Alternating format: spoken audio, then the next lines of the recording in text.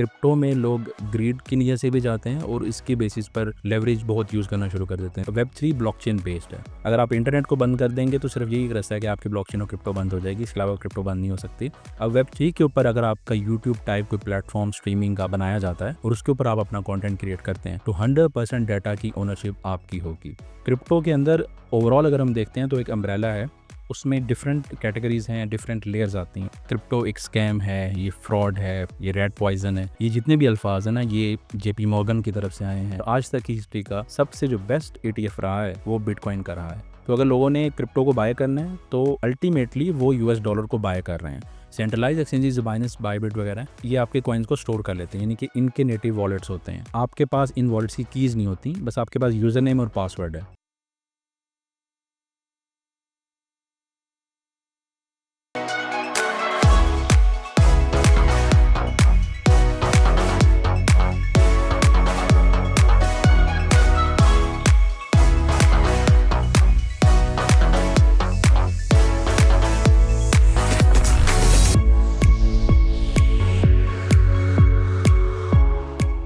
अस्सलाम वालेकुम and welcome to another episode of Sarmaya talks. आजकल पाकिस्तान में क्रिप्टो के अगेंस्ट अगर आप देख रहे हो काफ़ी ज़्यादा चेंजेस आ रही हैं। जहाँ पे पाकिस्तान क्रिप्टो काउंसिल बन चुकी है, वहाँ पे हमें सुनने को मिल रहा है कि स्टेट बैंक भी कोई क्रिप्टो के ऊपर अपना कॉइन लॉन्च करने वाला है। अब ये जो पूरी डायनामिक्स है ये दुनिया भर में भी चेंज हुई है और इन्हीं डायनामिक्स को देखकर हमने एज ए प्लेटफॉर्म ये डिसीजन लिया है कि पाकिस्तान में तकरीबन 20 मिलियन प्लस के लोग हैं जो कि इसमें इन्वेस्टेड हैं और हर दूसरे महीने मुझे किसी न किसी की लिक्विडेशन की न्यूज़ मिली होती है। बड़ा दुख होता है कि लोग अपना पैसा इस तरह क्यों ज़ाया कर रहे हैं। हमने रिसेंटली एक ट्रेनिंग कोर्स डिज़ाइन किया है जिसको हमने क्रिप्टो फंडामेंटल्स का नाम दिया है। आप जब ये वीडियो देख रहे हैं ये कोर्स होगा इंशाल्लाह लाइव भी हो गया होगा। आज की जो वीडियो है हमने उसके जो ट्रेनर हैं जो कि हमारे स्टूडेंट ही थे, लेकिन बहुत ज़बरदस्त तरीके से इन्होंने कंटेंट डिज़ाइन किया है और वो हैं सलमान रशीद। सलमान भाई कैसे हैं? अस्सलाम वालेकुम लेक भाई, अलग शुक्र, ठीक है, आप कैसे हैं? अच्छा, बिफोर गेटिंग इनटू कि ट्रेनिंग की डिटेल क्या होती है, आई थिंक सबसे पहले अगर थोड़ा-सा आप अपना बैकग्राउंड बता दें कि आप आज क्या कर रहे हैं और आपका पास क्या था और जो ट्रेनिंग हम कर रहे हैं उसमें हम बाद में बात करेंगे। पहले आप अपने बारे में थोड़ा बता दें। क्विकली मैं अपना इंट्रोडक्शन देता जाता हूँ। लाइक भाई, मेरा नाम सलमान ऑब्वियसली, और जो मेरा बैकग्राउंड है वो बॉर्न एंड ब्रेड मैं पाकिस्तान में ही रहा और यहाँ से मैंने बैचलर्स किया इलेक्ट्रिकल इंजीनियरिंग में यूईटी से किया। और उसके बाद फिर ये हुआ कि मैंने सोचा कि चलो मास्टर्स करते हैं, उसके लिए फिर मैं ऑस्ट्रेलिया चला गया 2015 के एंड पे। और फिर मास्टर्स मैंने वहाँ पे अपना परस्यू किया इलेक्ट्रिकल इंजीनियरिंग में, स्पेशलाइजेशन मेरी उसमें पावर इंजीनियरिंग की थी। और वैसे वहीं से मेरी जर्नी स्टार्ट होती है। लेकिन फिर फर्दर मैं आपको बताता हूँ कि मैं एक नेटवर्क सॉफ्टवेयर स्पेशलिस्ट के तौर पर एक टेल्स्ट्रा, एक बहुत बड़ा जायंट है ऑस्ट्रेलिया का, उसमें अपनी सर्विसेज भी दे रहा हूँ। तो नेटवर्क्स एंड आईटी मेरा हमेशा से पैशन भी रहा है। इलेक्ट्रिकल इंजीनियरिंग में थोड़ा सा हम टच बेस करते हैं नेटवर्क्स एंड आईटी को, बट बहुत डीप पे नहीं जाते। लेकिन ऑस्ट्रेलिया की ब्यूटी है कि आप वहाँ पे डिफरेंट जो इंजीनियरिंग जो डिसिप्लिन्स होते हैं उसको मर्ज करके चीज़ों को कर सकते हैं। तो वहीं पे जब मास्टर्स में कर रहा था तो जो फाइनल ईयर प्रोजेक्ट्स होते हैं वहाँ पे डिफरेंट आपके पास कंपनीज आती हैं प्रोजेक्ट्स के लिए, रिसर्च के लिए। तो वहाँ पे एडीएफ जो है उनका भी प्रोजेक्ट चल रहा था और वो उस टाइम पे ब्लॉकचेन टेक्नोलॉजी पे, एडीएफ क्या हुआ सर? ऑस्ट्रेलियन डिफेंस फोर्स, अच्छा। तो वो ब्लॉकचेन टेक्नोलॉजी पे काम कर रहे थे। वो क्रिप्टोग्राफी का जो कॉन्सेप्ट है उस पे, क्योंकि वो अपनी जो डेटाबेस है वो उसको उसके ऊपर लेके आना चाह रहे थे। तो वहाँ से भी मुझे उसके बारे में पता चला कि अच्छा ये ब्लॉकचेन भी कोई चीज़ होती है। तो वहाँ से फिर ब्लॉकचेन को सीखना शुरू किया, समझना शुरू किया। वो एक टेक्नोलॉजी है, जैसे इंटरनेट हमारे पास टेक्नोलॉजी है तो ब्लॉकचेन उसके ऊपर एक चीज़ बिल्ट अप हुई हुई है, जिसको हम वेब3 का नाम देते हैं। तो क्रिप्टोग्राफी उसका एक पार्ट है, इसी तरह क्रिप्टो करेंसीज़ उसकी एप्लीकेशंस हैं। फिर क्रिप्टो करेंसीज़ का पता चलना शुरू हुआ तो 2017, 2018 उस टाइम पे एक बूम भी चल रहा था मार्केट के अंदर, टॉप्स लग रही थी, प्राइसेस डेली की बेसिस पे ऊपर जा रही थी। तो वहाँ से फिर मेरी इन्वेस्टमेंट जर्नी जो है 2017 से 2018 से स्टार्ट हुई थी क्रिप्टो करेंसी की। तो रफली ओवर 6-7 ईयर्स का एक्सपीरियंस है इस पूरी क्रिप्टो मार्केट के अंदर। ज़बरदस्त, ज़बरदस्त। आई थिंक जो मैंने अभी एक प्रॉब्लम स्टेटमेंट बताई कि पाकिस्तान में 20 मिलियन प्लस के लोग हैं जो कि इन्वेस्टेड हैं और मैं देखता हूँ कि 1-2 ग्रुप्स को मैंने वैसे प्राइवेटली जॉइन किया था 3-4 साल पहले, जस्ट टू सी कि whether people are making value out of it और नॉट। तो हमेशा क्या होता था ना, छोटी-सी करेक्शन आती थी और फिर मुझे स्क्रीनशॉट पे स्क्रीनशॉट कि इतना लॉस हो गया, इतना लॉस हो गया, तो लिक्विडेशन का कॉन्सेप्ट बहुत ज़्यादा था। अब ये जो एलिमेंट है ना, ये सिर्फ पाकिस्तान का मसला नहीं है, दुनिया भर का मसला है, ठीक है? सो बिफोर गेटिंग इनटू कि क्रिप्टो होता क्या है, ये जो एडॉप्शन इन ख़ास तौर पे पाकिस्तान जैसे ममालिक के अंदर है और ये जो समझना कि यार यही एवेन्यू है जिस पे बड़े क्विकली आप रिच बन सकते हैं, क्या ये कॉन्सेप्ट ठीक है या इसको डिफरेंट तरीके से हमें देखना चाहिए? इस कॉन्सेप्ट को अगर हम स्पेसिफिकली इसमें पाकिस्तान को नहीं कह सकते कि सिर्फ पाकिस्तान में, ये ह्यूमन नेचर की बात है जिसमें ग्रीड सबसे बड़ा फैक्टर आता है। क्योंकि क्रिप्टो में लोग ग्रीड की नीयत से भी जाते हैं और इसकी बेसिस पर लेवरेज बहुत यूज़ करना शुरू कर देते हैं। लेवरेज इन सिंपल वर्ड्स में होता है कि आप एक्सचेंज के पास जाते हैं, उसे कहते हैं कि मैं आपसे, मेरे पास 10 रुपए हैं, लेकिन मैं आपसे बोरोइंग करके इससे ज़्यादा की बाइंग करना चाहता हूँ। ये सिंपल वर्ड्स में लेवरेज का लफ्ज़ एक हम यूज़ करते हैं, फ्यूचर्स जिसे हम कहा जाता है। तो मेनली लोग जब ये फ्यूचर्स की तरफ जाते हैं ग्रीड का शिकार होकर, थ्रू आउट द वर्ल्ड ये इशू है, तो उसमें लोग अपने लॉसेस को ज़्यादा करते हैं। इसके अगेंस्ट लोगों को करना चाहिए कि वो इन्वेस्टमेंट पर्सपेक्टिव से इस पूरे इकोसिस्टम को समझने की कोशिश करें और फिर इसमें इन्वेस्ट करें। इस तरह वो अपने लॉसेस को ना सिर्फ कट डाउन कर देंगे, बल्कि over the period of years वो अपनी जो वेल्थ है उसको भी स्लोली एंड ग्रेजुअली बिल्ड भी करते जाएंगे और कंपाउंडिंग भी करते जाएंगे। लेकिन उल्टा ये कर रहे हैं, वो लेवरेज की तरफ पहले जा रहे हैं, 10x 100x की बोरोइंग कर रहे होते हैं और फिर इसमें लिक्विडेशंस सब लोगों की हो जाती हैं। तो कैपिटल आपकी एक मेन चीज़ होती है। अगर आपने कैपिटल लूज़ कर दिया, फिर तो आप ना ट्रेड कर सकेंगे ना इन्वेस्टमेंट। तो ये बहुत इश्यूज़ आ रहे हैं पूरी दुनिया में। और आई थिंक एक जो चीज़ है ना, एक तो लोगों को इन सब ऐप्स के ऊपर ना एक आप बड़े क्विकली जा सकते हैं। तो जो इतनी बड़ी जो लोगों की एक्सेप्टेंस है in terms of just like country in Pakistan, कि यहाँ पे जब वो ब्रोकर के पास अकाउंट खोलते हैं ना, तो वो उनको कहीं न कहीं एसएमएस नहीं आता, फिर एनसीसीपीएल की तरफ से कोई रिजेक्शन आ जाती है, कुछ हो जाता है। तो बहुत ही ज़्यादा हिंड्रेंस है इन टर्म्स ऑफ कि आपकी ऑनबोर्डिंग बहुत स्मूथ नहीं है।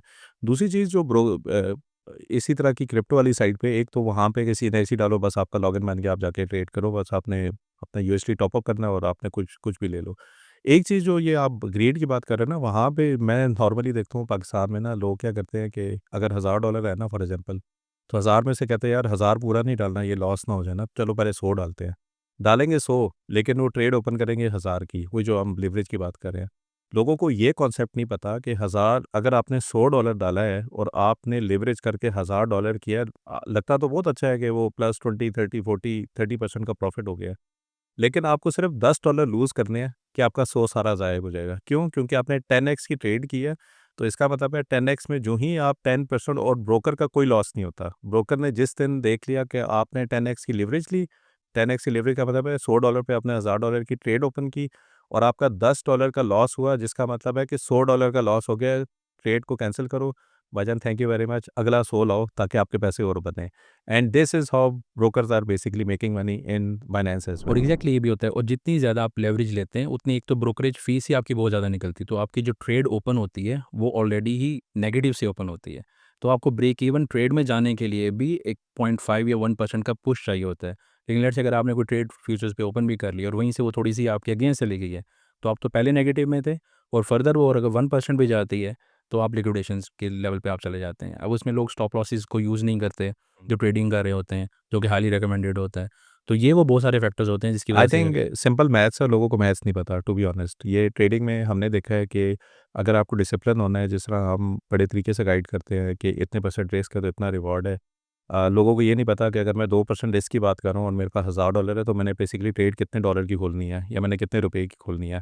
और उसके अंदर मेरा रिस्क डिफाइंड है कि यहाँ से नीचे जाएगा तो मैंने स्टॉप लॉस करके निकल आना है और मेरा सिर्फ 2% का लॉस होगा। लोग क्या करते हैं, बस नीचे कुछ नहीं है, ऊपर स्काई इज़ द लिमिट, ब ऊपर की तरफ देखो कितना है, और वो थोड़ा-सा नीचे जाता है और आप बाहर हो जाते हो और फिर वो कॉन्सेप्ट समझ नहीं आती क्या होता है। इसके ऊपर हम बाद में भी आ सकते हैं। अभी एक ग्लोबल लेवल के ऊपर भी हम देख रहे हैं, यूएस के अंदर ईटीएफ्स वगैरह काफ़ी ज़्यादा इन्वेस्ट कर रही हैं। एक एक्सेप्टेंस जो है ग्लोबल लेवल के ऊपर आ रही है। बिफोर गेटिंग इनटू कि ग्लोबल में एक्सेप्टेंस क्यों आई है, अगर क्रिप्टो का थोड़ा-सा आप एक्सप्लेन कर दें कि क्रिप्टो एक्चुअली है क्या? ताकि हम उसके ऊपर भी आ जाएँ फिर। क्रिप्टो का मैं थोड़ा-सा आपको बैकग्राउंड बनाने की क्विकली कोशिश करता हूँ कि ये इसकी ज़रूरत क्यों आई और ये डेवलप कैसे हुआ। तो सबसे पहले हम देखते हैं कि हमारे पास ना वेब 1 की दुनिया एक होती थी। वो सिर्फ़ रीड ओनली स्ट्रक्चर होता था, कि आपके पास एक न्यूज़लेटर या न्यूज़पेपर, आप जाते हैं वेबसाइट के ऊपर और आप उसको सिर्फ़ रीड कर सकते हैं। ना आप उसको लाइक कर सकते हैं, ना कमेंट कर सकते हैं, इंटरेक्शन नहीं उससे कर सकते। ये वेब 1 था हमारे पास। तो ये इसकी लिमिटेशन थी, इंटरेक्शन कोई नहीं थी, यूनिडायरेक्शनल कम्युनिकेशन हो रही थी। फिर हमारे पास वेब 2 आता है, इस चीज़ को रिज़ॉल्व करता है। वेब 2 जो सिस्टम है वो करंटली हम यूज़ कर रहे हैं, जिसके ऊपर डिफरेंट सोशल मीडिया ऐप्स आ गई। आपकी जितनी भी ईबे, अमेज़न, ये जितने भी आपके गूगल्स हैं, ये सब आपके वेब 2 के स्ट्रक्चर्स हैं। इनका फ़ायदा ये है कि टू वे कम्युनिकेशन है, बाई डायरेक्शनल है। इन पे आप लाइक भी करते हैं, कमेंट भी करते हैं और इनसे इंटरैक्ट भी कर सकते हैं और अपना कंटेंट भी इस पे अपलोड कर सकते हैं, जैसे यूट्यूब पे हम करते हैं। अब वेब 2 के भी कुछ इश्यूज़ हैं। मेन जो इश्यू इसके अंदर आता है वो आता है ओनरशिप का। अब आपने कोई कंटेंट बनाया और आपने यूट्यूब पे अपलोड किया या आपने फेसबुक पे या किसी भी इस तरह के प्लेटफ़ॉर्म पे जो आपको मोनेटाइज़ेशन देता है। अब यहाँ पे उस कंटेंट की ओनरशिप आपकी नहीं होगी। आपने तो अपलोड कर दिया, वो यूट्यूब का उसकी ओनरशिप में चला जाता है। तो अब यूट्यूब के हाथ में है कि वो मोनेटाइज़ेशन का आपको पे करना चाहता है या नहीं करना चाहता।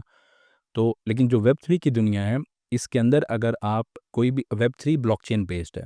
थोड़ा-सा बता दूँ कि इंटरनेट एक पूरा हमारे पास सिस्टम है।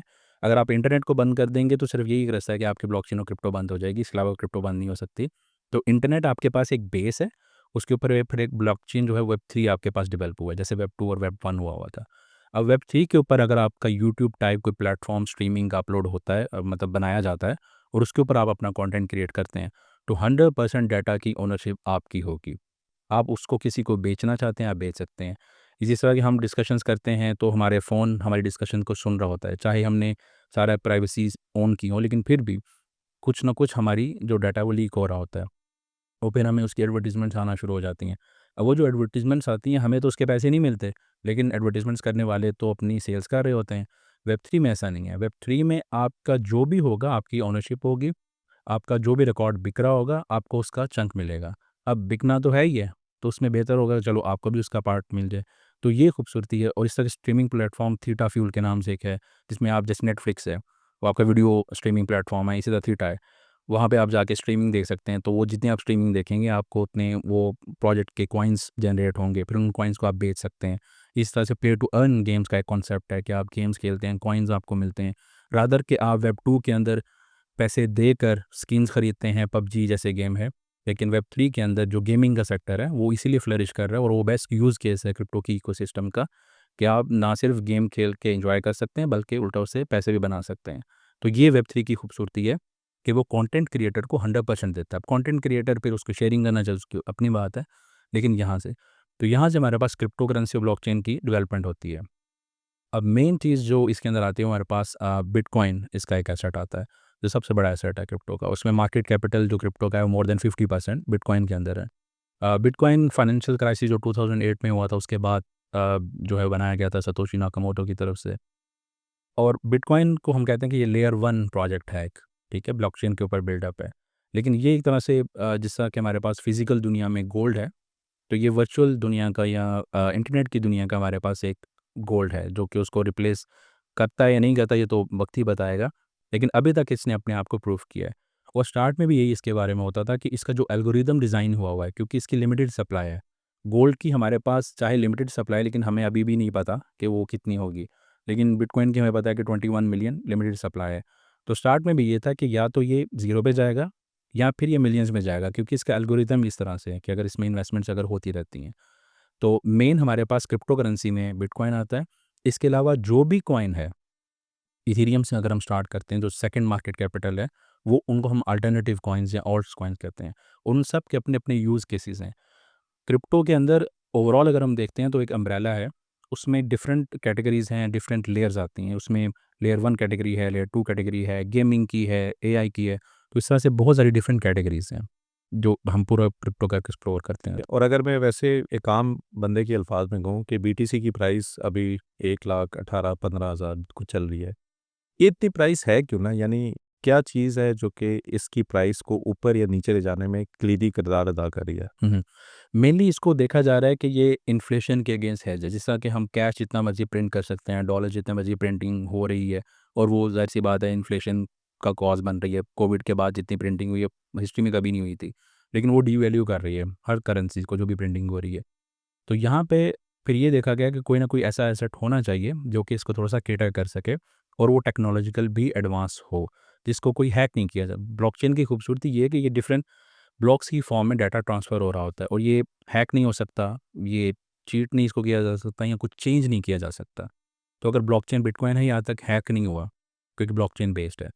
तो ये भी इसकी बहुत खूबसूरती है। तो इस वजह से इसकी कुछ प्रॉपर्टीज़ हैं ये वाली, जिसको बेस बनाकर इसको ये स्टेटस मिल रहा है कि ये गोल्ड के लेवल पे जाने की कोशिश ये कर रहा है। ख़ैर गोल्ड का मार्केट कैपिटल इस टाइम रफ़ली 20 टू 22 ट्रिलियन डॉलर्स है आज की डेट में। इसका मार्केट कैपिटल 3 ट्रिलियन डॉलर्स का है, तो अभी बहुत है, लेकिन ये 5th या 6th नंबर पे है। इसके ऊपर सिर्फ एनवीडिया, एप्पल और माइक्रोसॉफ्ट ये रह गए हैं। लेकिन ये कभी इसने सिल्वर को फ्लिप वैसे कर दिया अपने मार्केट कैपिटल के अंदर। हुँ। तो अभी ये उस रेस में अंदर लगा हुआ है, लेकिन स्टोर ऑफ वैल्यू के लिए इसको देखा जाता है। और वैसे भी हर 70 से 80 साल के बाद एक फाइनेंशियल शिफ्ट होता है जनरेशन टू नेक्स्ट जनरेशन। तो वो कह लें कि बेबी बूमर्स से जो जनरेशनल शिफ्ट आ रहा है वो जो ट्रेडिशनल फाइनेंस है उससे हटकर थोड़ा-सा क्रिप्टोज़ की तरफ, इन्वेस्टमेंट्स की तरफ आ रहा है।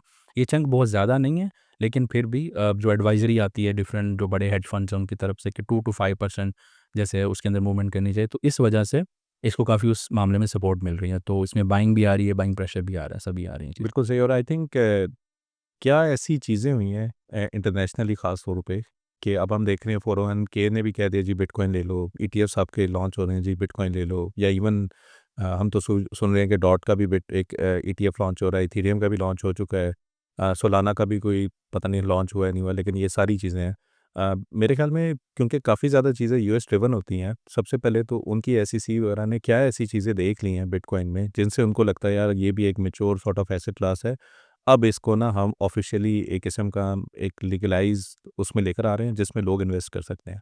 तो वो क्या की चीज़ें हैं जिसकी वज़ह से इंटरनेशनल ने इसकी जो एक्सेप्टेंस है वो इंक्रीज़ की है? इसमें सबसे पहले मैं ये बताऊँगा कि क्रिप्टो एक स्कैम है, ये फ्रॉड है, ये रैट पॉइज़न है। ये जितने भी अल्फ़ाज़ हैं ना, ये जेपी मॉर्गन की तरफ से आए हैं, मॉर्गन स्टैनली की, सिटी बैंक की, ब्लैक रॉक के सीईओज़ की तरफ से ये आते रहे हैं।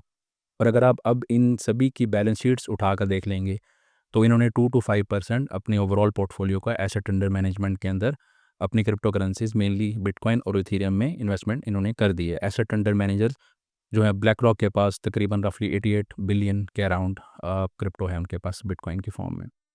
अब वो उन्होंने इस चीज़ को क्यों किया, उसके बैक पे इनकी जो ब्लॉकचेन टेक्नोलॉजी है उसका इवॉल्व होना है। कि टाइम लिया इस टेक्नोलॉजी ने 10-12 साल लिए अपने आप को साबित करने में कि ये रोबस्ट है, इस पे ट्रस्ट किया जा सकता है, ये भी हैकेबल नहीं है। मेन एसईसी की तरफ जाने से पहले अब इस चीज़ को प्रूव कैसे किया गया? वो इस तरह से किया गया जिस तरह से हमारे पास लेयर 1 कुछ प्रोजेक्ट्स होते हैं, जिस तरह से इथेरियम है, सोलाना, एवलांच, ये आपस में ना कॉम्पिटिटर्स हैं। अब मैंने कोई भी प्रोजेक्ट इसको मैं इस तरह से समझाने की कोशिश करूँगा जिस तरह से हमारे पास एंड्रॉयड फ़ोन्स होते हैं उसमें हमारे पास प्ले स्टोर होता है। तो जो प्ले स्टोर है वो हमारे पास लेयर 1 है।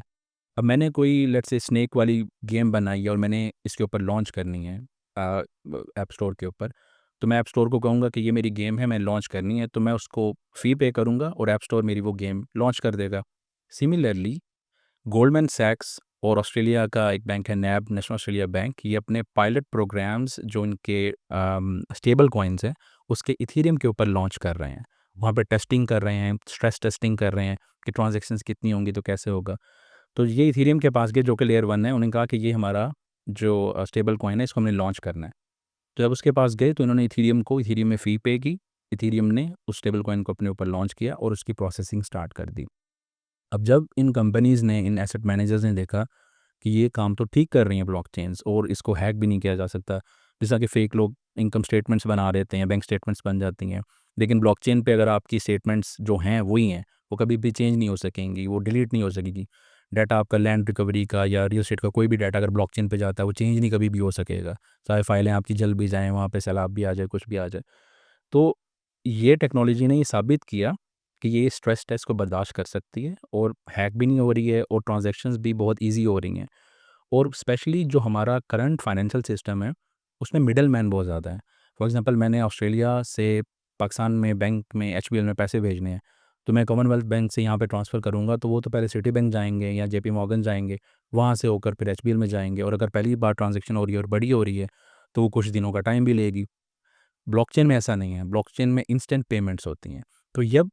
जब इन सब एडवांसमेंट्स को देखा गया और स्ट्रेस टेस्टिंग की गई, ये सारी चीज़ें हो रही हैं और ज़बरदस्त तरीके से हो रही हैं, तो इस टेक्नोलॉजी ने ये प्रूव किया कि आईबॉल्स को गैदर किया, इसलिए जितने भी एसेट मैनेजर्स हैं उनका इनके ऊपर जो है वो ट्रस्ट डेवलप हुआ और फिर उन्होंने ये सब यूज़ केसेस बनाकर एसईसी के सामने पेश किए कि ये इसके यूज़ केसेस हैं। और हाँ, देखें जो फ्रॉड्स होते हैं, स्कैम्स होते हैं या कोई टेरर फाइनेंसिंग होती है, वो तो आपकी कैश इकॉनमी में भी होती है ना, वो तो रियलिटी है, वो तो किसी भी सिस्टम में आप चले जाएँगे वो चीज़ें होंगी, इसके अंदर भी होती हैं। लेकिन अगर उनको साइड पे रख के इसके प्रोस को अगर देखा जाए, बेनिफिट्स को देखा जाए, तो वो आउट परफॉर्म कर रहे थे इसके कॉन्स को। तो इस वजह से ये सारे यूज़ केसेस को सामने रखते फिर एसईसी ने उन्होंने काफ़ी अमेंडमेंट इनसे करवाई और इन सभी एसेट मैनेजर्स ने उन अमेंडमेंट्स को पूरा किया।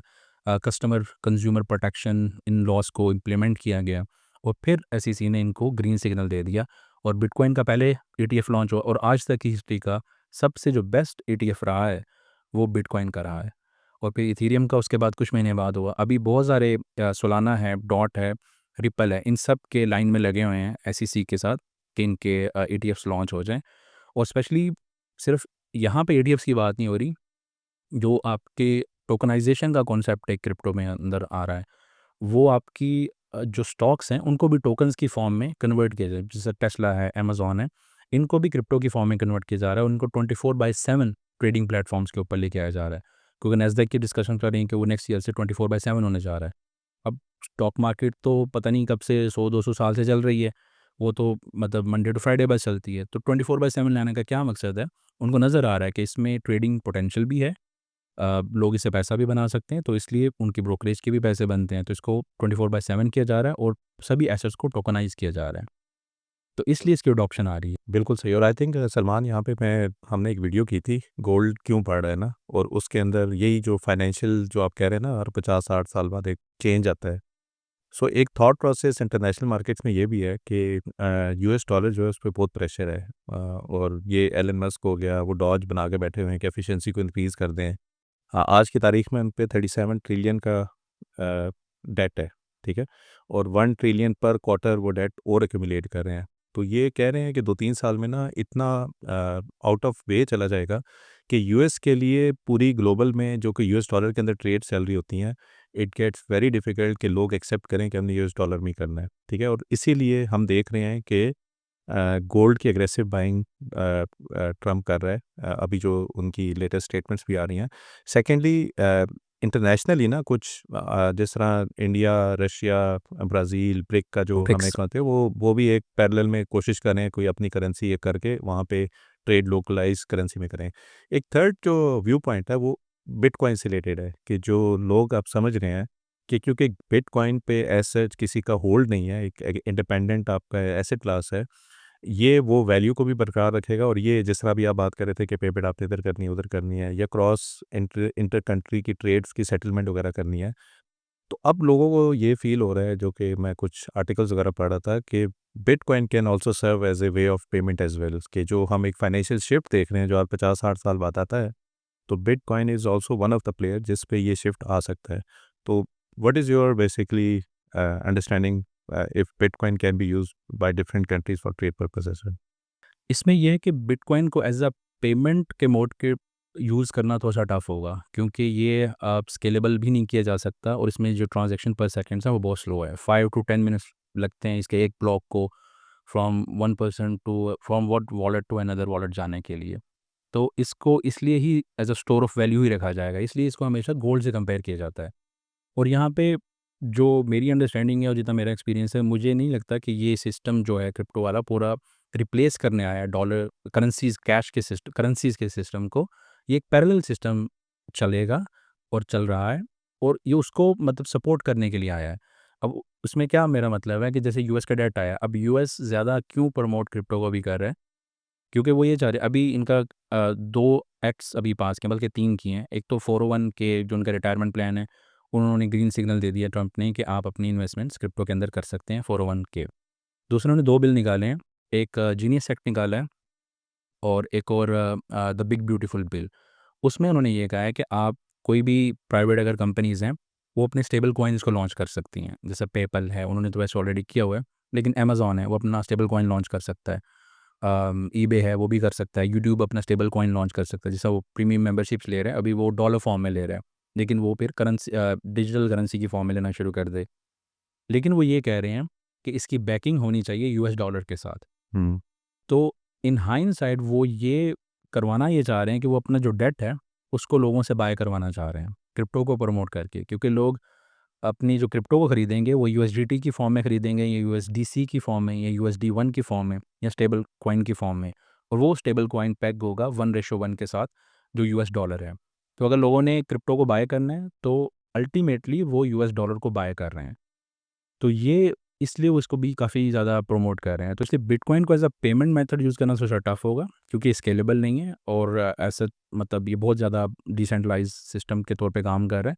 लेकिन उसके लिए हमारे पास जो स्टेबल कॉइन्स हैं, वो इसका बेस्ट पर्पज़ कर रहे हैं। फॉर एग्ज़ाम्पल पाकिस्तान का जो कर्ज़ा है वो बहुत ज़्यादा है लोन की फ़ॉर्म में। अब पाकिस्तान लेट्स से अगर यहाँ पे रेगुलेशंस आती हैं, उसकी तरफ गवर्नमेंट जाती हैं और यहाँ पे अगर वो अलाउ ये करते हैं कि एक डिजिटल करेंसी पीकेआर जैसे यूएसडीटी है, उसी तरह का पीकेआर बना दें जो क्रिप्टो टॉप ब्लॉकचेन बेस्ड हो और वो 1:1 पे जो नॉर्मल हमारा कैश है पीकेआर 1:1 पे उसके साथ हो। तो लोग बजाय कि यूएसडीटी के थ्रू क्रिप्टोज़ को बाय करें, वो पीकेआर के थ्रू अगर क्रिप्टोज़ को बाय करना शुरू करते हैं, तो इसका मतलब है कि हम पीकेआर को खरीद रहे हैं। तो इससे पाकिस्तान के डेट को भी काफ़ी ज़्यादा कंसोलिडेट या कम किया जा सकेगा। तो ये वो सारी चीज़ें हैं जो और दुनिया में मतलब एल सल्वाडोर है, उन्होंने बिटकॉइन को तो स्ट्रेटेजिक रिज़र्व भी बनाया हुआ है और वहाँ पे फॉर उसको मतलब पूरी जैसा कि करेंसी की वैल्यू होती है, वहाँ पे बिटकॉइन की वैल्यू है। अगर वहाँ पे कोई किसी को घर लेना चाह रहा है और बिटकॉइन देता है और वो अगला बंदा इनकार कर देता है कि नहीं मैंने बिटकॉइन में पेमेंट नहीं लेनी, तो उस पे केस भी हो सकता है क्योंकि उन्होंने लीगल टेंडर बना दिया हुआ है। इसी तरह ऑस्ट्रेलिया के अंदर 2017 से क्रिप्टो के ऊपर लॉज़ बन चुके हुए हैं और उनकी जो एटीओ ऑस्ट्रेलियन टैक्सेशन ऑफिस है, हम वहाँ पे टैक्स पे करते हैं 2017 से अगर आप क्रिप्टो में डील कर रहे हैं।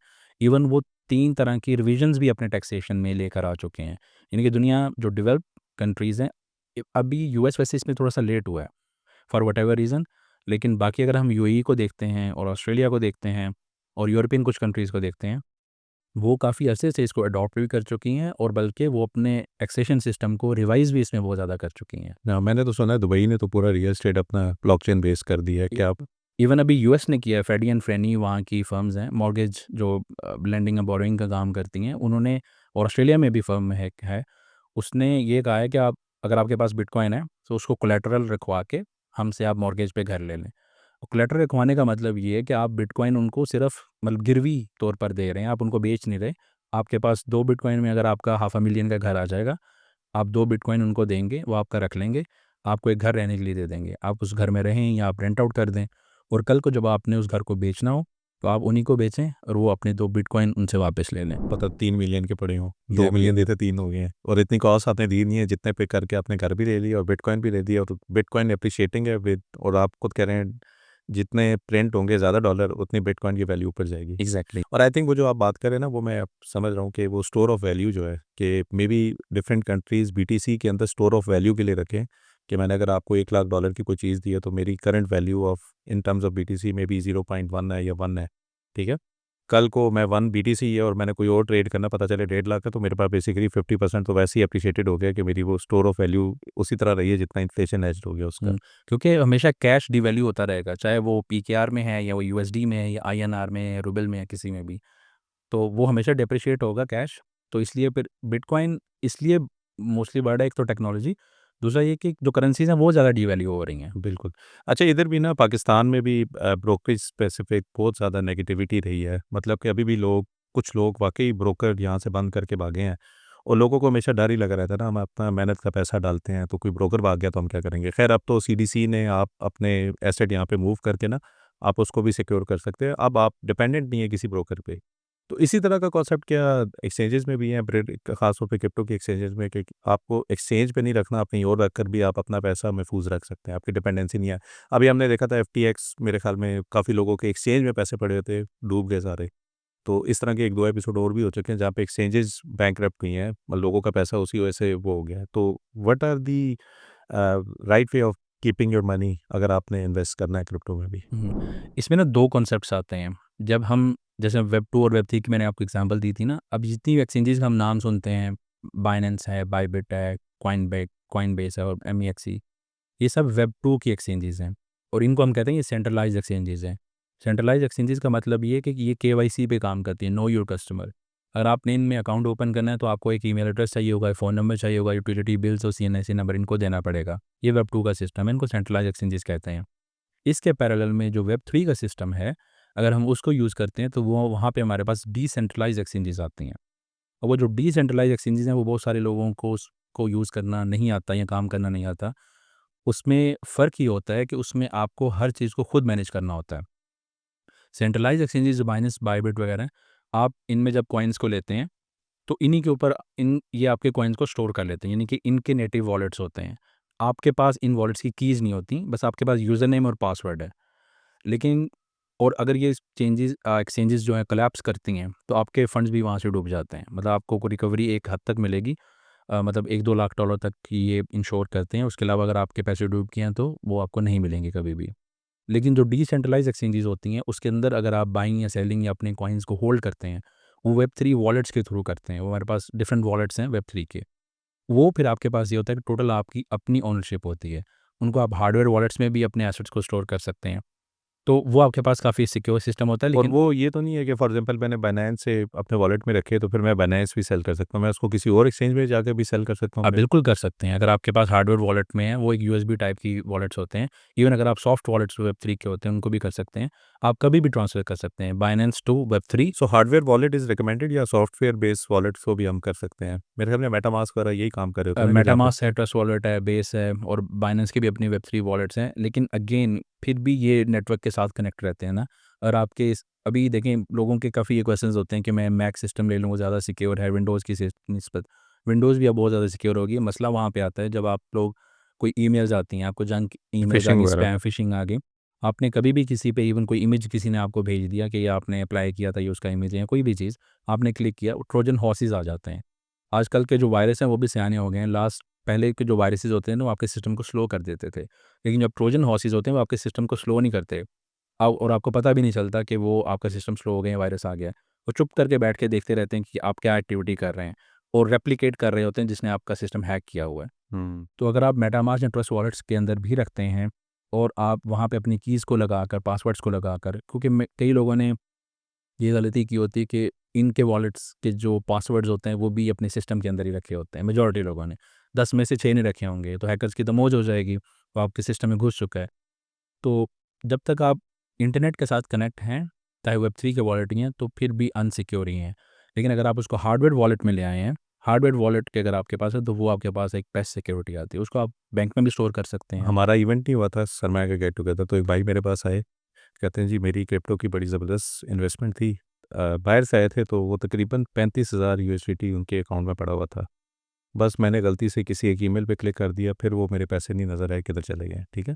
सो मैं कह रहा हूँ कि ये माशाल्लाह आपने अपने कंटेंट में बड़ा क्लियरली एक पूरा वीक इसमें दिया हुआ है कि आपने अपना एसेट को सिक्योर कैसे करना, लोगों को पता भी नहीं है। और ये एनवायरनमेंट का मेरे ख्याल में आपको बेनिफिट ये होगा कि प्रॉपर जो लोग कर रहे हैं वो भी गाइड करेंगे और आपका पैसा जो इतनी मेहनत से आपने किया हुआ है एटलीस्ट आपको तरीक़ेकार भी समझ आएगा। सो लोगों को सिक्योरिटी ऑफ देयर वो भी नहीं है। इवन मैं कह रहा हूँ सिंपल ईमेल के ऊपर 2FA भी नहीं आप कर सकते। 2FA क्या है ना, वो तो उसकी कॉस्ट भी कोई नहीं है। आप अपनी एडवांस ऑप्शन में जाएँ और उस पे कहें जी कि जब भी मैं लॉगिन करूँगा तो मैं एक सिक्योरिटी का कोड, वो बेशक एसएमएस में आ जाए, ईमेल के अंदर आ जाए, बल्कि अब तो गूगल ऑथेंटिकेटर वगैरह फ्री के टूल्स हैं। आपने रन टाइम पे अपना कोड डालना है और आपने लॉगिन करना है।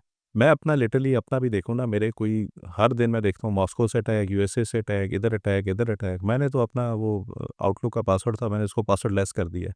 अब मैं जब भी जाता हूँ ना, वो मुझे कहता है जी अपना बताओ जी आपका प्राइवेट कोड क्या है? कोड डालो तो आप एंटर हो जाओ। सो ये जो बेसिक सिक्योरिटी है, जो कि आज के दौर में इतना कुछ इंटरनेट पे हो गया, अब आपको समझ भी नहीं आती है। अभी मैं देख रहा था कि आपको ये पर्टिकुलर चीज़ फ्री में चाहिए, आप इस पे क्लिक करो। डिस्कॉर्ड के ऊपर हर दूसरे बंदे ने उस पे क्लिक किया हुआ है। आपकी सारी की सारी वॉलेट की एंट्रीज़ भी चली गई, आपका पैसा भी गायब हो गया, फिर हैक भी हो गया, फिर लोगों को समझ नहीं आती है किस क्लिक के ऊपर वो हुआ था।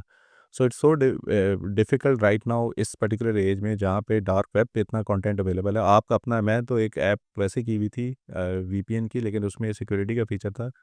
मुझे उसने बताया जी कि आपने इस पर्टिकुलर ऐप में लॉगिन किया था, ये 2 साल पहले है डार्क वेब पे चला गया है, तो आप अपना पासवर्ड रीसेट इस पे भी कर दें। इस पर्टिकुलर ऐप पे भी आपका लॉगिन था, एक आध पाकिस्तानी ऐप भी थी। इसका डाटा अभी पिछले 6 महीने पहले इतने लाख लोगों का डाटा डार्क वेब पे अवेलेबल है। सो मैं कह रहा था यार इस लेवल की आपकी, और मज़े की बात ये होती है कि हम सब लोगों का ना पासवर्ड तो सेम होता है। मैंने इस ऐप पे भी यही रखा है, तो मैंने बाइनेंस पे भी यही रखा है, मैंने इस वाली आउटलुक पे भी यही रखा है। तो अगर आप उस पर्टिकुलर डाटा को लेके जाते हैं, तो वो सारी जगह पे एक्सपोज़ हो जाते हैं। So I think what is the best way of basically making sure कि यू आर सिक्योर? कैसे करना चाहिए? हाँ, ये जैसे हमने कंटेंट अपना हमारा क्रिएट किया हुआ ट्रेनिंग प्रोग्राम है, उसमें भी हम इसको प्रॉपर्ली गाइड करते हैं और ये डे 1 से ही हम सिखाना शुरू कर देते हैं कि आपने कैसे मैनेज करना है। ईज़ी वे में मैं समझाने की कोशिश करूँगा कि आपने जो भी क्रिप्टो की दुनिया में, ये वेब 3 पे आप जो भी काम करना चाह रहे हैं, सबसे पहले तो आप अगर अफ़ोर्ड कर सकते हैं तो एक डिवाइस इसकी अलग ले लें। मतलब $300-400 का, मे बी $200-300 का अगर आपको कोई सिस्टम बन जाता है, चाहे वो आपका डेस्कटॉप हो या लैपटॉप हो, आप उसको उसी काम के लिए, मकसद के लिए, अपनी इन्वेस्टमेंट पर्सपेक्टिव के लिए रख लें। अगर आप वो नहीं कर सकते हैं, तो फिर आपके जो ईमेल एड्रेसेस आपने यूज़ करने होंगे साइन अप्स करने के लिए, बायनेंस से, बायबिट पे, सेंट्रलाइज्ड एक्सचेंजेस से, वो कंप्लीटली आपके पर्सनल ईमेल्स से डिफरेंट होने चाहिए, 100%। और वो आपने ईमेल्स, अपने एड्रेसेस जो हैं, अपने फ़ोन पे भी नहीं खोलने होंगे, और अपने जो पर्सनल लैपटॉप्स हैं या कंप्यूटर आप यूज़ कर रहे हैं, उस पे भी नहीं। तो पहला तो सिक्योरिटी का स्टेप आपका ये होता है कि आपकी जो पर्सनल चीज़ें हैं, वो आपकी इन्वेस्टमेंट चीज़ों से कंप्लीटली डिफरेंट होनी चाहिए, ताकि कहीं भी कोई फ़िशिंग अटैक होता है, तो आपके जो पर्सनल पोर्टफोलियोज़ हैं, आपके इन्वेस्टमेंट पोर्टफोलियोज़ हैं, ट्रेडिंग पोर्टफोलियोज़ हैं, उनके ऊपर कोई वहाँ पे मसला ना आए। सेकेंडली, जब आप कोई भी बाइंग या सेलिंग या अगर ट्रेडिंग भी करते हैं, तो आप अपने फंड्स को हमेशा अपने हार्डवेयर वॉलेट्स आप ज़रूर ले लें। वो इतने एक्सपेंसिव अब रहे नहीं, क्योंकि उसमें भी बहुत कंपटीशन आ गया है। तो वो आपको $150 से $200 तक का कोई ना कोई आपको वॉलेट मिल जाएगा। जैसे ट्रेज़र एक कंपनी है, लेजर है, टेंजम है, आप जाएँगी इनके ले लें, लेकिन इनकी वेबसाइट से बाय करें। अमेज़न या ईबे या किसी से ना बाय करें, डायरेक्टली इनकी वेबसाइट पे जाएँ, वहाँ से बाय करें, और हमेशा अपने फंड्स को अपने पास रखें। एफटीएक्स बहुत बड़ी एक्सचेंज थी, उसके वो भी कोलैप्स की, उसमें भी हैक्स हुए। अभी रिसेंटली, और एफटीएक्स का तो इतना मज़े का शुगल ये था कि वो नंबर 1 की अभी बाइनेंस की ऐप चल रही थी तब, 2021 की बात है, और एफटीएक्स नंबर 2 या 3 पे थी, तो फ्लिप करने वाली थी मार्केट कैपिटल के लिहाज से बाइनेंस को। तो ऑस्ट्रेलिया में मैं था, वहाँ पे पाकिस्तान इंडिया का मैच हो रहा था, और वहाँ पे जो एडवर्टाइजमेंट्स लगी हुई थी वो एफटीएक्स की लगी थी, और उसी दिन वो कोलैप्स भी कर गया था। यानी कि एक इतनी बड़ी एक्सचेंज जो एक वर्ल्ड कप को स्पॉन्सर कर रही है, वो बैकएंड पे कोलैप्स हो गई है, हैक्स उसमें हो रहे हैं, सारी चीज़ें हो रही हैं। इसके अलावा इंडिया की एक्सचेंजेज़ हैं, वो भी रिसेंटली हैक हुई हैं। वज़ीर एक्स एक नाम है, वो भी हैक हुई थी लास्ट ईयर। और मेनली जो पर्सनल सिक्योरिटीज़ में आता है वो ये कि आप अपने सभी ईमेल एड्रेसेस को सेपरेट रखें। आप हार्डवेयर वर्ल्ड का जितना भी यूज़ आप कर सकते हैं, वो सबसे बेस्ट आपके लिए। अपने फंड्स को सिक्योर रखें। और भी रिसेंटली, जैसे आपने भी ज़िक्र किया, इस तरह हमारे एक और एमएनआई का हिस्सा हैं, फीमेल हैं, तो उनके साथ भी एक हैक हुआ। इवन उनका 2FA भी ऑन था, फिर भी उनके सिस्टम में ट्रोजन हॉर्सेस आए, और उनको नोटिफिकेशंस भी कहीं नहीं आए कि उन्होंने लॉगिन किया है। तो हम अपने जो कंटेंट है उसके अंदर देखें, क्रिप्टो को समझना हो तो इसमें ना हम 3 तरह के एनालिसिस एक्चुअली करते हैं। जिसमें हमारे पास टेक्निकल एनालिसिस भी आता है, फंडामेंटल और ऑन चेन एनालिसिस। ब्लॉकचेन की खूबसूरती ये है कि इसमें ऑन चेन एनालिसिस करना अगर आपको आ जाए, तो आप अपनी हर ट्रांज़ैक्शन को, हर चीज़ को ट्रैक कर सकते हैं। जो ट्रेडिशनल फाइनेंस है हमारे पास, जैसे इंडेक्स फंड्स हैं, गोल्ड है या करेंसीज़ हैं, उनको ट्रैक करना हमारे लिए इतना पॉसिबल नहीं है। या तो हमें ब्लूमबर्ग के टर्मिनल्स लेने पड़ेंगे, या हमें बहुत हैवी फ़ीस पे करके इस तरह की सब्सक्रिप्शन मॉडल्स लेने पड़ेंगे। लेकिन तब भी हमारे पास प्रॉपर इन्फॉर्मेशन नहीं आती है कि बाइंग कहाँ पे हो रही है, सेलिंग कहाँ पे हो रही है, मनी रोटेशन कैसे हो रही है। लेकिन अगर आपको ब्लॉकचेन को समझना आ जाए, ऑन चेन एनालिसिस करना समझ आ जाए, तो ये आपके लिए बहुत ईज़ी हो सकता है, और आप ट्रैकिंग कर सकते हैं। अब वो जिस एलुमनाई मेंबर की मैं आपसे बात कर रहा हूँ, तो उन्होंने मेरे से कॉन्टैक्ट किया कि मेरे साथ ये इश्यू है। फिर मैं उनके साथ कॉल पे बैठा, और फिर उनका जो वॉलेट एड्रेस था, मैंने उसको ट्रैकिंग करनी शुरू की, और मैं उस वॉलेट तक पहुँच गया जिसमें वो पैसे पड़े हुए थे।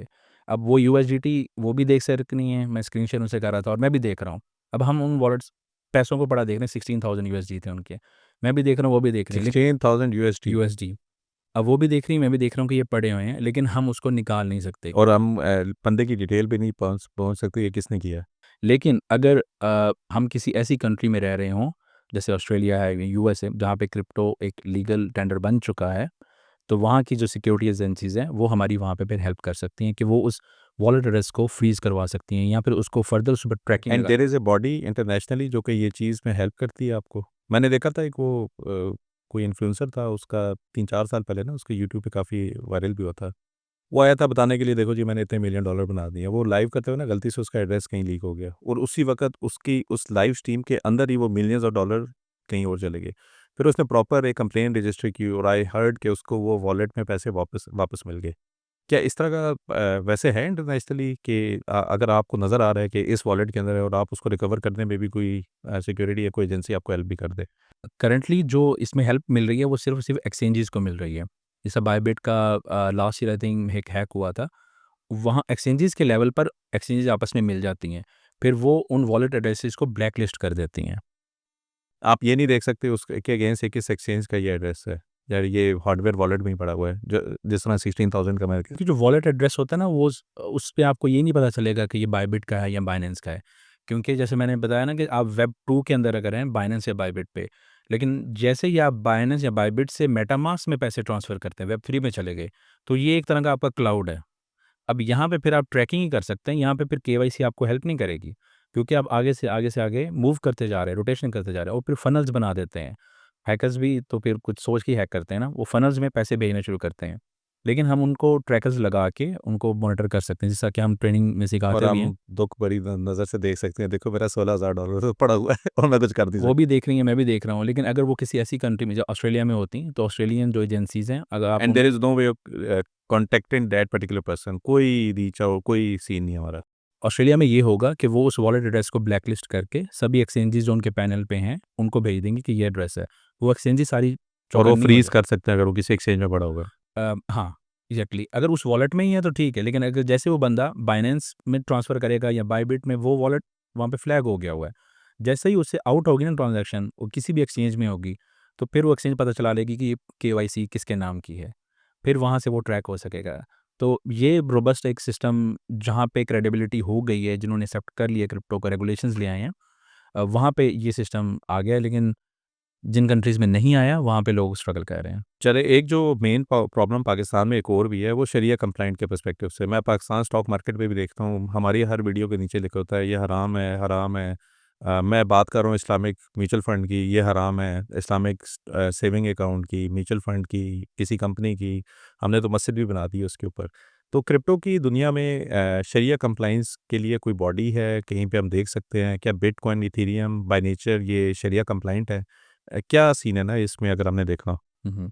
इसको मैं ऐसे एक्सप्लेन करूँगा, जैसे मैंने बताया ना कि 3 एनालिसिस होते हैं, एक टेक्निकल, एक फंडामेंटल और एक ऑन चेन। ऑन चेन को तो हमने डिस्कस कर लिया कि ये सारी ब्लॉकचेन को आप समझते हैं। टेक्निकल एक डिफरेंट सिनेरियो है।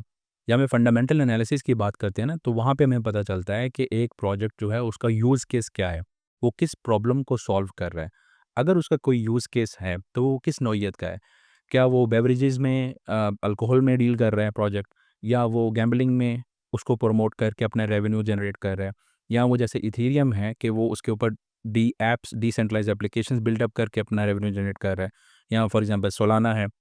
तो यूज़ केसेस की अगर आपको समझ आ जाती है, तो आप अपने लिहाज से भी ये एनालिसिस कर सकते हैं कि ये प्रोजेक्ट जिसमें मैं इन्वेस्ट कर रहा हूँ, ये काम क्या कर रहा है? क्योंकि यूज़ व्हाइट पेपर्स होते हैं और पूरा उनकी केस स्टडीज़ होती हैं कि ये प्रोजेक्ट कैसे काम कर रहा है, उनकी रेवेन्यू जनरेशन कैसे हो रही है। तो वहाँ पे जब हमें पता चल जाता है कि इनकी रेवेन्यू जनरेशन इन स्ट्रीम्स के थ्रू हो रही है, तो वही जनरेशंस उन प्रोजेक्ट्स को हम देख सकते हैं कि वो शरिया कंप्लायंट की कैटेगरी में आते हैं, कि वहाँ पे हमारे पास ब्लैक एंड व्हाइट कुछ चीज़ें क्लियर होती हैं। अब इथेरियम ये कहता है कि मैं आपको अलाउ करता हूँ कि मेरे ऊपर आके एप्लीकेशन बिल्डअप करें। तो इसमें अब एप्लीकेशन जो बिल्डअप हो रही हैं वो ठीक हो रही हैं, मतलब कोई भी लोग आके उसमें एप्लीकेशन बिल्डअप कर रहे हैं। लेकिन जैसे लाइडो फाइनेंस है, वो है ही कंप्लीटली लेंडिंग एंड बोरोइंग का, जिसमें इंटरेस्ट का काम हो रहा है। तो हम उसको शरिया कंप्लायंट में नहीं लेके आएँगे। इसी तरह बहुत सारे प्रोजेक्ट्स होते हैं, वो सिर्फ़ गैम्बलिंग को प्रमोट कर रहे होते हैं। मतलब प्रमोट नहीं, वो गैम्बलिंग बेस्ड होते हैं, कि वो कहते हैं कि हमारे यूज़ केसेस हम बैक पे हमारा कैसीनो है, आप इन्वेस्ट करेंगे तो हम कैसीनो के अंदर पैसे लगाएँगे या अल्कोहल बेवरेजेज़ में लगाएँगे। इसी तरह जैसे गेमिंग प्रोजेक्ट्स हैं। अब गेमिंग प्रोजेक्ट्स तो आप सिंपल उसमें अगर इन्वेस्ट कर रहे हैं, तो गेमिंग का इंफ्रास्ट्रक्चर इंक्रीज़ कर रहे हैं, यूज़ केस बढ़ रहा है। तो ये शरिया कंप्लायंट की कैटेगरी में आते हैं। लेकिन इससे बढ़कर मलेशिया की बॉडी है, ज़ीको नाम है उनका। उन्होंने एक स्पेलिंग क्या होंगे? ज़ेडआईसीओ। ZICO। जी, क्योंकि मलेशिया काफ़ी ज़्यादा फिनटेक में हमेशा से इवॉल्व करता रहा है, और इस्लामिक फाइनेंस को लेकर बहुत ज़्यादा किया है। तो अगर आप वहाँ पे जाएँगे उनकी वेबसाइट पे, तो वहाँ पे आप उनकी शरिया कंप्लायंट जो कॉइन्स हैं, प्रोजेक्ट्स हैं, उनको देख सकते हैं। उनका कर्क्स मैंने आपको बताया कि वो फंडामेंटल एनालिसिस की बेसिस पर उन्होंने किया हुआ है कि यूज़ केसेस क्या हैं। हाँ, इसका मतलब ये नहीं है कि आपने इथेरियम लिवरेज पे लिया है तो वो शरिया कंप्लाइंट है। वो नॉन शरिया है, क्योंकि जो जिस चीज़ की कस्टडी की वैल्यू नहीं आपके पास, वो आप लिवरेज में लेंगे तो नॉन शरिया में ही आ जाएगी। तो ऑब्जेक्टिव ये है कि अगर आपको वैसे बिटकॉइन, सोलाना, इथेरियम, कार्डानो ये सारे शरिया कंप्लाइंट ही है ना? एग्ज़ैक्टली। ये लेयर 1 के प्रोजेक्ट्स हैं। ये उसी तरह जैसे मैंने बताया था ऐप स्टोर की तरह है, कि आप इनके ऊपर एप्लीकेशंस बिल्ड अप कर सकते हैं। इनके ऊपर कोई भी किसी तरह की कर सकता है। लेकिन कुछ स्पेसिफिकली मॉडल ही उनका ये होता है कि वो इंटरेस्ट बेस अपनी डीलिंग्स कर रहे होते हैं। अब यहाँ पे ये देखना भी ज़रूरी है कि जो स्पॉट की इन्वेस्टमेंट्स होती हैं, वो आपकी 1:1 पे होती है।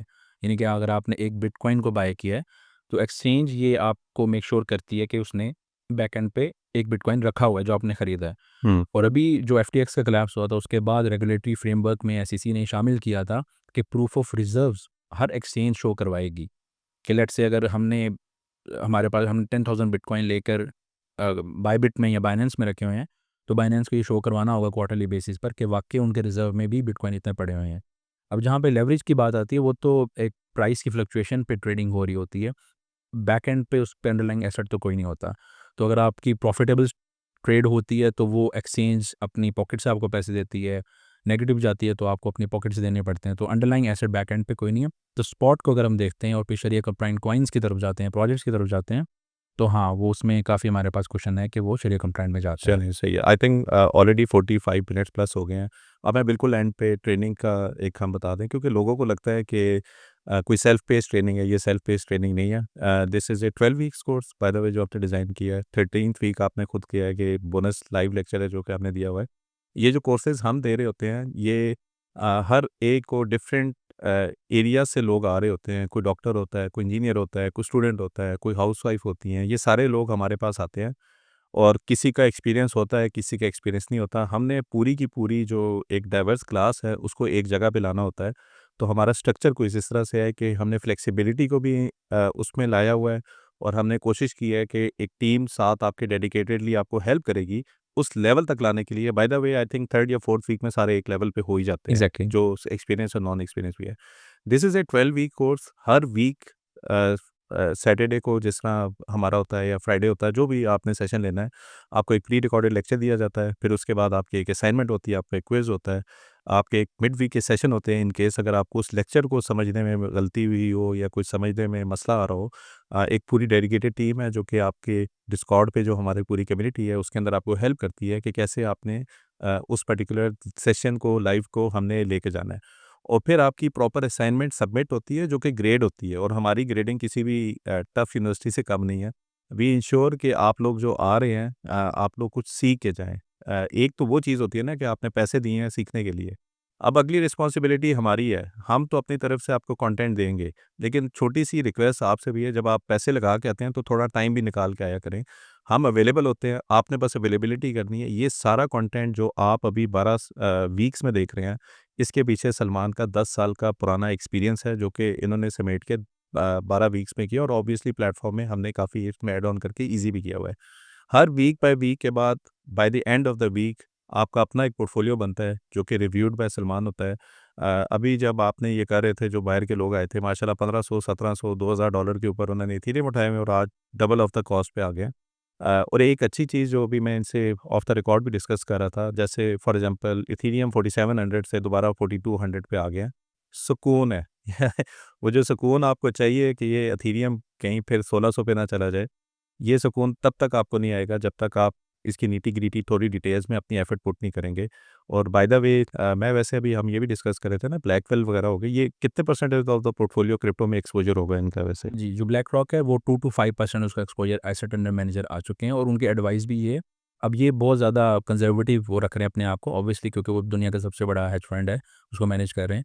लेकिन उसके बाद फिडेलिटी आती है, आर्क इन्वेस्ट आते हैं, वैनगार्ड आते हैं, तो वो आपको 10 टू 15% कहते हैं, लेकिन इससे ज़्यादा नहीं होना चाहिए।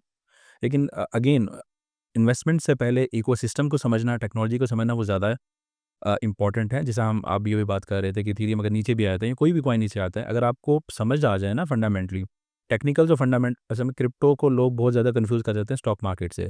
स्टॉक मार्केट या कमोडिटी मार्केट हमारी बहुत पुरानी है, 50-60 साल, 100 साल से चल रही है।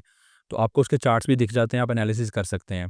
क्रिप्टो का ये है कि प्रोजेक्ट इसमें न्यू जैसे स्टार्टअप्स होते हैं, तो स्टार्टअप में जो एंजल इन्वेस्टर्स होते हैं, उनके पास बहुत बड़ा कोई मतलब लिमिटेड लिमिटेड इन्फॉर्मेशन। इन्फॉर्मेशन होती है, तो फंडामेंटल्स अगर आपको थोड़े से समझ आ जाते हैं, ऑन चेन एनालिसिस आ जाता है, उसकी बेसिस पे आपको ये आप एक प्रोजेक्ट है वो 1 साल पुराना है, तो आपके पास मतलब क्या ही उसकी वीकली कैंडल्स हो जाएँगी, आप उस पे क्या एनालिसिस कर सकेंगे। लेकिन अगर आपको फंडामेंटली आइडिया हो जाए कि इसको यूज़ केस को समझना कैसे है, अगर जैसे ये काम कर रही हैं, तो फिर आपके लिए स्क्रूटनी करना ईज़ी हो जाता है और फिर आपके लिए डिसीजन मेकिंग बहुत आसान हो जाती है।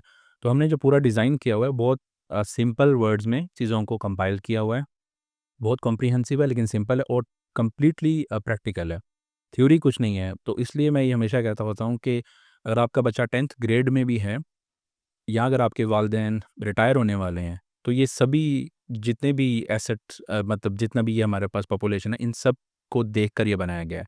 चाहे आप हाउसवाइफ हैं, आप 9 टू 5 जॉब करने वाले हैं, बिज़नेस करने वाले हैं, आपको समझ आ जाएगी। अगर आपको बेसिक इंग्लिश या बेसिक मैथमेटिक्स आती है, तो आपको इस ट्रेनिंग प्रोग्राम को समझना बहुत आपके लिए ईज़ी होगा। और नेक्स्ट फ्यूचर आपके बच्चों के लिए अगर आप देखते हैं, जिस तरह सिस्टमैटिक इन्वेस्टमेंट प्लानिंग्स होती हैं, एसआईपीज़, कि आप डेली की बेसिस पे सिर्फ लेट्स से ₹50 का बिटकॉइन लेना शुरू कर दें। वो आपको समझ आना चाहिए कि आपने ग्रोथ कैसे करनी है, कंपाउंडिंग कैसे करनी है। टोकनाइज़ेशन का कॉन्सेप्ट आता है, जैसे मैं हमेशा एग्ज़ाम्पल देता हूँ कि आज के दौर में रियल एस्टेट बाय करना एक उस बच्चे के लिए जो कि एक इंजीनियरिंग डिग्री की है, इवन अगर कोई मेडिकल का डॉक्टर भी है, वो अपनी ग्रेजुएशन कंप्लीट करके, मेडिकल करके बाहर फील्ड में आया है, लेकिन उसके लिए अपने घर बनाना ज़रा मुश्किल होगा। और आने वाली जो जनरेशन है, जो भी कॉलेजेस में है, यूनिवर्सिटीज़ में है, उनके लिए और टफ हो जाएगा। तो इसीलिए ब्लॉकचेन को समझना, क्योंकि उसमें टोकनाइज़ेशन के कॉन्सेप्ट आ रहा है। अब ब्लैक रॉक लेके आ रहा है। वो क्या कर रहा है कि वो जो रियल एस्टेट्स है, उसको टोकनाइज़ करने जा रहे हैं। इसका मतलब ये है कि यूएसए की एक बिल्डिंग होगी, लेट्स से पोलो नाम है उस कमर्शियल प्लाज़ा का, वो ब्लैक रॉक ओन उसको करता है। वो कहेगा कि जिसके पास ये पोलो कॉइन्स लेट्स से होंगे, उसके पास जितने कॉइन्स होंगे उसी परसेंटेज के लिहाज से उसकी इस प्लाज़ा के अंदर ओनरशिप होगी, और जो प्लाज़ा का रेंट आएगा उस परसेंटेज के लिहाज से उस कॉइन होल्डर को चला जाएगा। अब आप पाकिस्तान में बैठे हैं, या आप ऑस्ट्रेलिया में बैठे हैं, या आप अंटार्कटिका में बैठे हैं, अगर आपके पास वो पोलो कॉइन्स होंगे, तो आपके पास उतनी परसेंटेज आ जाएगी। तो इसको टोकनाइज़ेशन कहा जाता है। तो नेक्स्ट जनरेशन के लिए और अभी जो करंट लोग भी हैं, अगर वो इस तरह की अपनी इन्वेस्टमेंट्स को देखना चाहते हैं, तो उनके लिए ब्लॉकचेन को समझना, टोकनाइज़ेशन का कॉन्सेप्ट को समझना बहुत ज़रूरी है, ताकि वो अपनी फाइनेंशियल वेल-बीइंग और फाइनेंशियल हेल्थ की केयर कर सकें। बिल्कुल सही। और आई थिंक जिस तरह आपने खुद बिल्कुल कहा, स्टिल अभी हालांकि बिटकॉइन हम सुनते आ रहे हैं इतने डॉलर का था, किसी ने पिज़्ज़ा ले लिया जितने मिलियंस का हो गया। इवन हम देख रहे हैं कि इंटरनेशनल कंपनीज हैं जैसे माइक्रो स्ट्रेटजी का माइकल सेलर का जो नाम है, बहुत ही एग्रेसिवली वो अपनी कंपनी के वो, और अगेन उसकी कंपनी की स्टॉक की प्राइस बिटकॉइन से कोरिलेट कर दी। जब बिटकॉइन ऊपर जाता है कंपनी की स्टॉक की प्राइस भी ऊपर जाती है, क्योंकि उसके कोर बिजनेस से इतना रेवेन्यू जनरेट नहीं हो रहा जितना वो बिटकॉइन से कर रहा है। लेकिन मकसद यही है कि आप लोगों ने ये चीज़ें नहीं देखनी है। The whole idea of this training या इस पॉडकास्ट का मकसद ये है कि ये जो एसेट है ना बिटकॉइन या क्रिप्टो एज ए होल, ये आपके 5 से 10% से ज़्यादा का पोर्टफोलियो का नहीं होना चाहिए। अगर है तो आप ऑलरेडी माशाल्लाह टेंशन में पिछले 3-4 साल गुजार चुके हैं। आइडिया ये है कि ये एसेट क्लासेस गोल्ड हो गया, बिटकॉइन हो गए, स्टॉक मार्केट होगी, even low risk mutual fund हो गया, थोड़ा थोड़ा थोड़ा हर एक में करें। At the end of the day मैं तो कहता हूँ ये एसेट क्लासेस आपस में लड़ाई कर रहे होते हैं, फ़ायदा सिर्फ आपको होता है। क्योंकि अगर आप इस तरीके से बैठते रहे कि मैंने अगर स्टॉक मार्केट की जगह क्रिप्टो में किया होता, देखो मेरा क्रिप्टो में वीडीसी का कितना रिटर्न है, और स्टॉक मार्केट भी खैर अभी अच्छी है, लेकिन मैंने शायद गोल्ड में इतना रिटर्न नहीं किया। आपने ओवरऑल अपने पोर्टफोलियो को देखना है, आपने स्पेसिफिक एसेट क्लास को नहीं देखना। बनाए ही आपने इसीलिए था कि एक एसेट क्लास अगर नहीं चल रहा तो दूसरा उसको कवर कर ले, दूसरा नहीं चल रहा तो तीसरा चौथा उसको कवर कर ले। अगर आप ये करते रहे कि काश स्टॉक मार्केट 200% पिछले 2 डेढ़ साल में पाकिस्तान में चली गई थी, तो मुझे ना इसकी जगह एक स्टॉक मार्केट पे होना चाहिए था। आपको नहीं पता फ्यूचर में क्या होने वाला है। आप इसीलिए आज डिसीजन डाइवर्सिफ़ाई करके ले रहे हैं ताकि आपका फ्यूचर सिक्योर हो। मैंने खुद इनकी ट्रेनिंग का फीडबैक लिया है, ज़बरदस्त फीडबैक है। काफ़ी हमारे गेट टुगेदर में लोग आए हैं, बहुत ज़बरदस्त बेनिफिट किया। मैं यूके गया हुआ था, आई वाज़ सरप्राइज़ कि इतने लोग सिर्फ़ क्रिप्टो की ट्रेनिंग लेकर ही यूके वाले सारे आए थे, और उन्होंने जिस तरह का फीडबैक दिया। अभी हम ऑफ द रिकॉर्ड ये भी कर रहे थे कि सरमाया भी अपना कॉइन कैसे लॉन्च कर सकता है, और ऑब्जेक्टिव मेरा भी ये है कि मैं खुद भी सीखना चाह रहा हूँ कि ये सारी चीज़ें क्या होती हैं। कल को अगर हमने भी एज़ ए फ्यूचर कोई अपना कॉइन लॉन्च करना हुआ तो चलो बेसिक अंडरस्टैंडिंग हमें भी होनी चाहिए। आप लोग अगर टेक्नोलॉजी को समझना चाहते हैं, इसको एज एन इन्वेस्टमेंट लेना चाहते हैं, आई वुड स्ट्रांगली रिकमेंड कि this course is for you. This is not a quick way of making money, this is ए तो प्रॉपर तरीके से उस पर्टिकुलर एसेट क्लास के बेसिक्स को समझना, और बहुत ज़्यादा चीज़ें आप स्टेकिंग के थ्रू पैसिव इनकम कैसे जनरेट कर सकते हैं। आपके पैसे आ रहे हैं, जैसे इन्होंने बताया कि रियल एस्टेट नहीं ले सकते, लेकिन आप कंपाउंडिंग के थ्रू इस एसेट क्लास में कैसे एक्सपोजर ले सकते हैं। बीटीसी एज़ ए होल की हमने थोड़ी जेनेरिकली बात की, लेकिन उसमें क्या कर सकते हैं, क्योंकि यूएस और इसमें इतनी ज़्यादा एक्सपोजर और इतना ज़्यादा पॉजिटिविटी आ गई है, जिसकी वजह से अभी हम देख रहे हैं बिलाल बिन साकिब बहुत ज़बरदस्त काम कर रहे हैं इसके अंदर। पाकिस्तान क्रिप्टो काउंसिल बन चुकी है, और होपफुली हमें नज़र आ रहा है कि ये लीगली एक स्पेसिफिक टाइम उसके ऊपर आ रहा है। तो बेहतर है कि आप आपको इनेबल करें। कल को अगर ये लीगली अगर आपके पास ये ऑप्शन अवेलेबल हो, तो आपके पास वो बेसिक अंडरस्टैंडिंग हो कि आपने इससे फ़ायदा कैसे उठाना है। सलमान भाई आपका बहुत बहुत शुक्रिया। सलमान ऑस्ट्रेलिया से इतने दूर से आए और मैं चाह रहा था कि ये कन्वर्सेशन हम ऑफिस में ही रिकॉर्ड करें ताकि आप लोगों को थोड़ी वैल्यू समझ आए कि इस कंटेंट का फ़ायदा क्या है।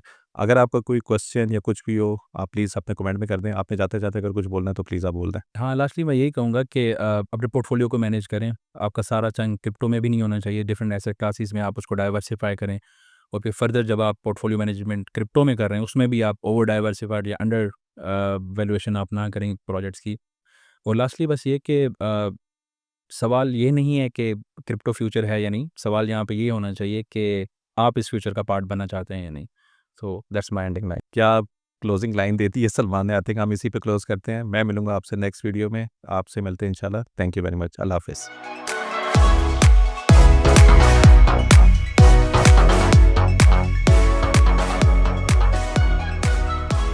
सरमाया.pk, जहाँ हर फैसला बने सरमाया।